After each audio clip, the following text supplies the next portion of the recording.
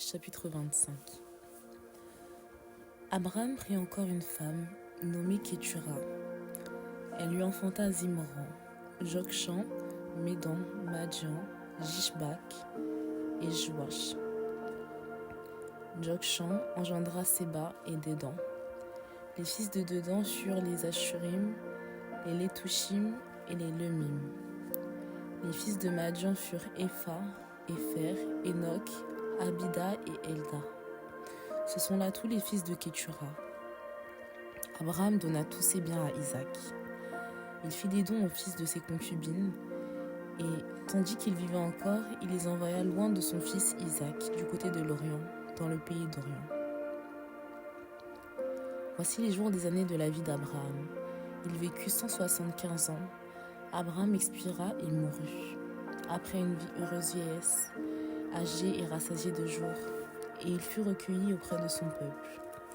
Isaac et Ismaël, ses fils, l'enterrèrent dans la caverne de Macpéla, dans le champ d'Éphron, fils de Sochar, le Hétien, vis-à-vis de Mamré. C'est le champ qu'Abraham avait acquis des fils de Heth. Là furent enterrés Abraham et Sarah, sa femme. Après la mort d'Abraham, Dieu bénit Isaac, son fils. Il habitait près du puits de Lacaïroï. Voici la postérité d'Ismaël, fils d'Abraham, qu'Agar l'égyptienne, servante de Sarah, avait enfanté à Abraham. Voici les noms des fils d'Ismaël, par leur nom, selon leur génération. Nébajot, premier-né d'Ismaël, Kédar, Adbel, Midbas, Mitsam, Misham, Ma, Douma, Massa, Hadad, Théma, Jétour, Naphish et Kedma. Ce sont là les fils d'Ismaël. Ce sont là leurs noms, selon leurs parcs et leurs enclos. Ils furent les 12 chefs de leur peuple. Et voici les années de la vie d'Ismaël, 137 ans. Il expira et mourut, et il fut recueilli auprès de son peuple. Ses fils habitèrent depuis Avila jusqu'à Shur, qui est en face de l'Égypte, en allant vers la Syrie. Il s'établit en présence de tous ses frères. Voici la postérité d'Isaac, fils d'Abraham. Abraham engendra Isaac. Isaac était âgé de 40 ans quand il prit pour femme Rebecca, fils de Bethuel, fille de Bethuel, l'araméen, de Padan Aram, et sœur de Laban, l'araméen. Isaac implora l'Éternel pour sa femme, car elle était stérile, et l'Éternel l'exauça. Rebecca, sa femme, devint enceinte. Les enfants se heurtaient dans son sein, et elle dit, « S'il en est ainsi, pourquoi suis-je enceinte ?» Elle alla consulter l'Éternel. Et l'Éternel lui dit, « 2 nations sont dans ton ventre, et 2 peuples se sépareront au sortir de tes entrailles.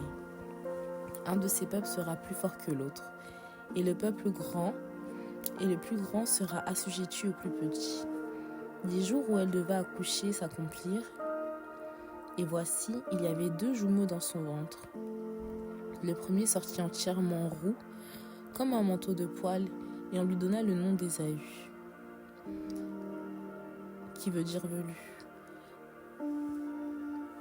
Ensuite sortit son frère, dans la main tenait le talon d'Ésaü, et on lui donna le nom de Jacob, qui signifie supplanteur. Isaac était âgé de 60 ans lorsqu'ils naquirent. Ses enfants grandirent. Ésaü devint un habile chasseur, un homme des champs, mais Jacob fut un homme tranquille, qui restait sous les tentes. Isaac aimait Ésaü, parce qu'il mangeait du gibier, et Rebecca aimait Jacob. Comme Jacob faisait cuire un potage, Ésaü revint des champs, accablé de fatigue. Et Ésaü dit à Jacob, « Laisse-moi, je te prie, manger de ce roux-là, car je suis fatigué. » C'est pour cela qu'on a donné à Ésaü le nom d'Édom, qui signifie rouge. Jacob dit, « Vends-moi aujourd'hui ton droit d'aînesse. » Ésaü répondit, « Voici, je m'en vais mourir. À quoi me sert ce droit d'aînesse ?» Et Jacob dit, « Jure-le-moi d'abord. » Il le lui jura, et il vendit son droit d'aînesse à Jacob. Alors, Jacob donna à Ésaü du pain et du potage de lentilles. Il mangea et but, puis se leva et s'en alla. C'est ainsi qu'Ésaü méprisa le droit d'aînesse.